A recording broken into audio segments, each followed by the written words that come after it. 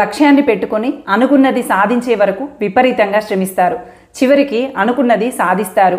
అందరిలో గుర్తింపు పొందుతారు, గౌరవం కూడా పొందుతారు. విలువైనటువంటి జీవితాన్ని కొంతకాలం గడిపిన తర్వాత వాళ్ళకు తెలియకుండానే వాళ్ళు ఏ విధంగా మళ్ళీ పతనంలోకి పడిపోతారు, జీవితాన్ని మళ్ళీ మొదటికి తీసుకొస్తారు. అలా ఎందుకు జరుగుతుంది, అలా జరగకుండా ఉండాలంటే ఏం చెయ్యాలి అనేటువంటి విషయాల్ని నేటి వీడియోలో పరిశీలిద్దాం.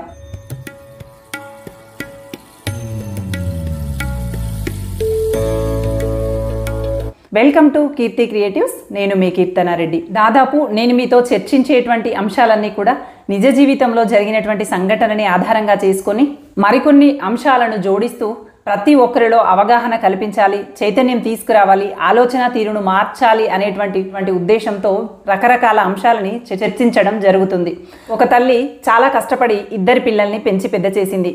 తాను యవ్వనంలో ఉండగానే భర్తను కోల్పోయినటువంటి ఆ తల్లి పిల్లల్ని చాలా చక్కగా చదివిస్తూ పెంచి పెద్ద చేసింది. ఆ పిల్లలిద్దరూ కూడా చాలా బుద్ధిమంతులుగా బాగా చదువుకొని పెరిగి పెద్దవాళ్ళయ్యారు. వాళ్ళకి పెరిగిన తర్వాత అర్థమైంది, ప్రభుత్వ ఉద్యోగం కష్టపడి సాధించామంటే జీవితాలు స్థిరపడతాయి, అమ్మను చక్కగా చూసుకోవచ్చు, నాన్న లేకపోయినా అమ్మ మమ్మల్ని ఇద్దరిని బాగా చదివించింది కదా, బట్టి అమ్మను సుఖంగా సంతోషంగా చూసుకోవాలి అంటే మేము బాగా చదువుకొని ప్రభుత్వ ఉద్యోగాన్ని సంపాదించి అమ్మను సుఖంగా చూసుకోవచ్చు అనేటువంటి ఉద్దేశంతో అన్న తమ్ముళ్ళు ఇద్దరు కూడా బాగా కష్టపడి చదివారు. ఇద్దరికి ఒకేసారి ప్రభుత్వ ఉద్యోగాలు సిద్ధించాయి. ఆ తల్లిని ఆ పిల్లలని లోకమంతా అభినందించింది. ఎంత మంచి తల్లి, ఎంత చక్కగా పెంచింది పిల్లల్ని, ఎంత బుద్ధిగా చదువుకున్నారు ఈ పిల్లలు ఇద్దరూ కూడా ఒకేసారి ఉద్యోగం తెచ్చుకున్నారంటూ వాళ్ళ గురించి లోకమంతా అభినందించింది. అందరూ ఏ నోట విన్నా వాళ్ళనే పొగడటం, ఎంత మంచి పిల్లలు, తండ్రి లేకపోయినా ఎంత ప్రయోజకులయ్యారు అంటూ ప్రతి ఒక్కరూ వాళ్ళని అభినందించారు. కొంతకాలం గడిచింది, ఇద్దరికి పెళ్లిళ్ళు అయ్యాయి, తల్లిని చాలా బాగా చూసుకుంటున్నారు. ఇక్కడ వరకు వాళ్ళు విజయం సాధించారు, జీవితంలో సఫలీకృతం అయ్యారు అని చెప్పాలి.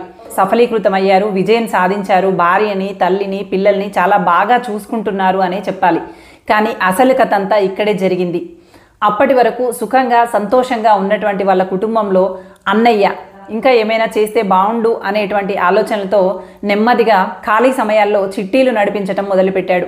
చిట్టీలు నడిపిస్తాడు కాబట్టి తన చేతి నిండా డబ్బులున్నాయి. డబ్బుల పట్ల బాధ్యతాయుతంగా వ్యవహరించటం తనకి పూర్తి స్థాయిలో తెలిసి ఉంటే జీవితం చాలా బాగుండేది. కానీ అన్నయ్య ఏం చేశాడు, చేతి నిండా ఎప్పుడు డబ్బులు కనిపిస్తూ ఉండేవి. దాంతో ఎవ్వరికి ఏ ఆపద వచ్చినా ఇతడికే ఫోన్ చేసి డబ్బులు కావాలని అడిగేవాళ్ళు. కష్టాల్లో నుంచి వచ్చినటువంటి వాడు కాబట్టి నమ్మి స్నేహితులకు డబ్బులు ఇచ్చేవాడు. అలా ఇస్తూ కొంతమంది డబ్బులు లిఫ్ట్ చేసేటప్పుడు షూరిటీ సంతకాలు కూడా పెట్టి తను డబ్బును అందించాడు.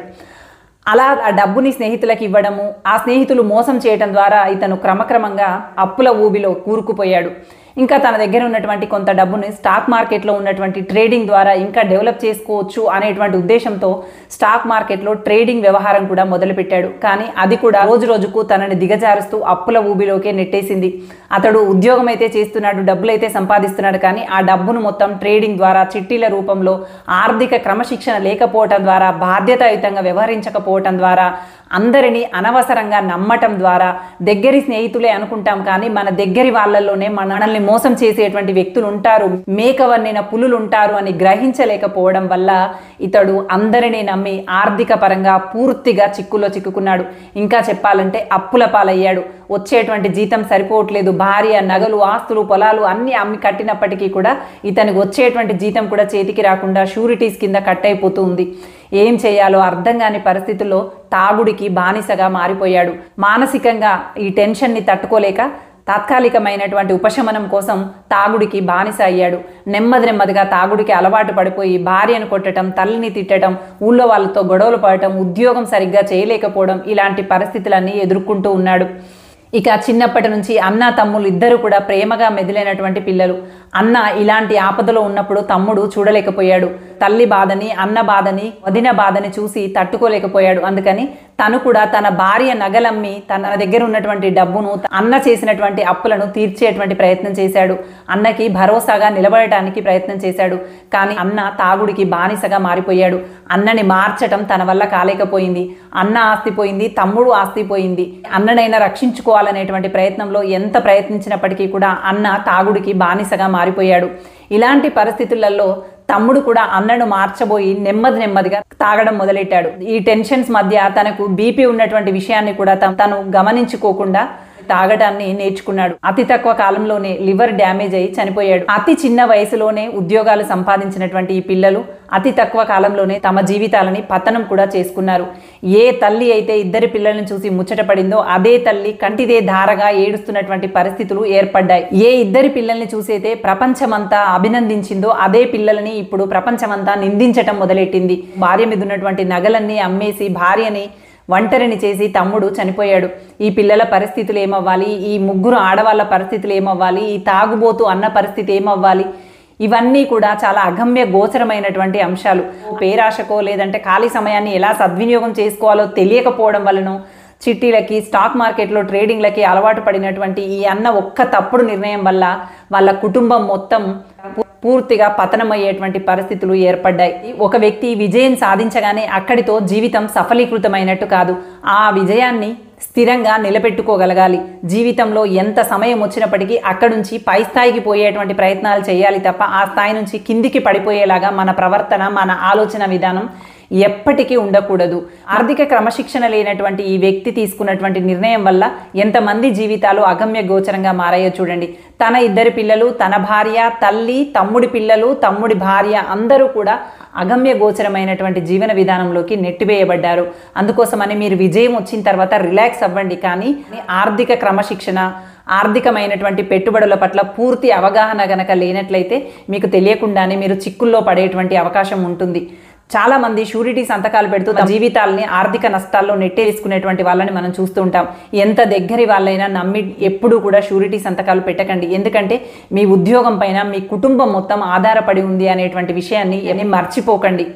మొహమాటాలకి వెళ్ళో వాడు నా స్నేహితుడు ఏమనుకుంటాడో అని చెప్పి మీరు వెళ్ళి షూరిటీ సంతకాలు పెడితే అతడు నిజమైనటువంటి నమ్మకస్తుడైతే ఇబ్బంది లేదు, కానీ అతని కుటుంబ వ్యవహారం ఎలా ఉందో, అతడు ఏదైనా మనకి లేని ఇబ్బంది తీసుకొచ్చినట్లయితే మన మీద ఆధారపడ్డటువంటి కుటుంబం మొత్తం కూడా ఇబ్బందికి గురయ్యేటువంటి అవకాశం ఉంటుంది. జీవితాన్ని ఆర్థిక క్రమశిక్షణ లేకుండా ట్రేడింగ్ నెపంతో, వడ్డీ వ్యాపారం చేస్తున్నామనేటువంటి నెపంతో, షూరిటీ సంతకాల నెపంతో మీకు తెలియకుండానే మీరే అప్పుల ఊబిలో ఇరుక్కుపోకండి.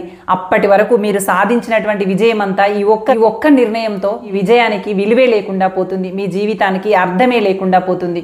ఎన్ని ఉన్నప్పటికీ, ఎన్ని మంచి మాటలు చెప్పుకున్నప్పటికీ, ఎంతమంది స్నేహితులు ఉన్నప్పటికీ, ఎంతమంది బంధువులు ఉన్నప్పటికీ డబ్బే పరమావధిగా ప్రపంచం నడుస్తుంది. డబ్బున్నటువంటి వాడు ఏ మాట చెప్పినా నలుగురు వింటారు. డబ్బు లేనటువంటి వ్యక్తికి విలువ ఇవ్వకపోగా సహాయ సహకారాలు అందించే వాళ్ళు కూడా చాలా తక్కువ మంది ఉంటారు. అందుకోసమని మీరు వయస్సులో ఉన్నప్పుడే మీరు సంపాదించినటువంటి డబ్బును తగు జాగ్రత్తతో ఎక్కడెక్కడ పొదుపు చేస్తే ఇంకా బాగా డెవలప్ అవుతాము అనేటువంటి ఆలోచనతో డబ్బును పొదుపు చేసుకోండి, పెట్టుబడులుగా మార్చండి.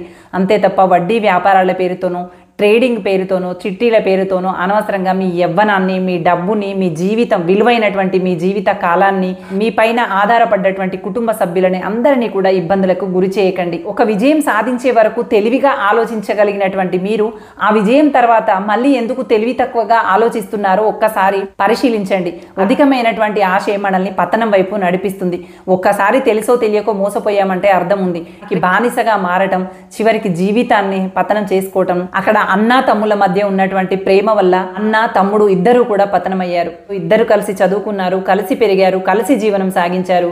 చివరికి జీవిత పతనాల్లో కూడా ఇద్దరు ఒకరికొకరు తోడుగా ఉండి పతనం చేసుకున్నట్టుగానే అయిపోయింది తప్ప నిష్ప్రయోజనమైనటువంటి జీవితాలుగా మిగిలిపోయాయి. చిట్టీలు నడిపిస్తున్నటువంటి వాళ్ళు కనుక ఉన్నట్లయితే ఎప్పుడు చేతిలో డబ్బులు ఉంటాయి. తగు జాగ్రత్తలు తీసుకొని ఆర్థిక స్థిరత్వంతో సరైనటువంటి క్రమశిక్షణ విధానాన్ని పాటిస్తూ ఎవరి డబ్బులు వాళ్ళకి అప్పచెప్పండి. డబ్బులు ఇవ్వటము, తిరిగి వసూలు చేయలేకపోవటం, ఇలాంటి ఇబ్బందుల వల్ల అనవసరమైనటువంటి శారీరక, మానసిక అనారోగ్యాలు తెచ్చుకోవటమే కాకుండా సమాజంలో కూడా మీరు గుర్తింపు లేనటువంటి వ్యక్తులుగా మిగిలిపోతారు. మీ విజయానికి అర్థమే లేకుండా పోతుంది. అందుకోసమని ఇలాంటి వ్యక్తులు కనుక ఎవరైనా ఉన్నట్లయితే దయచేసి వాళ్ళందరికీ అవగాహన కల్పించాలనేటువంటి ఉద్దేశంతో మీ ఇంటి ఆడపడుచుగా మీ ఆర్థిక క్రమశిక్షణ అనేది మొట్టమొదటి సూత్రంగా భావిస్తూ ప్రతి ఒక్కరూ కూడా తమ జీవితంలో సరైనటువంటి విధానంలో తీర్చిదిద్దుకుంటూ కుటుంబాన్ని అత్యున్నత పదం వైపు నడిపించాలని, సిరి సంపదలు తులతూగాలని ఆశిస్తూ thank you for watching. Bye.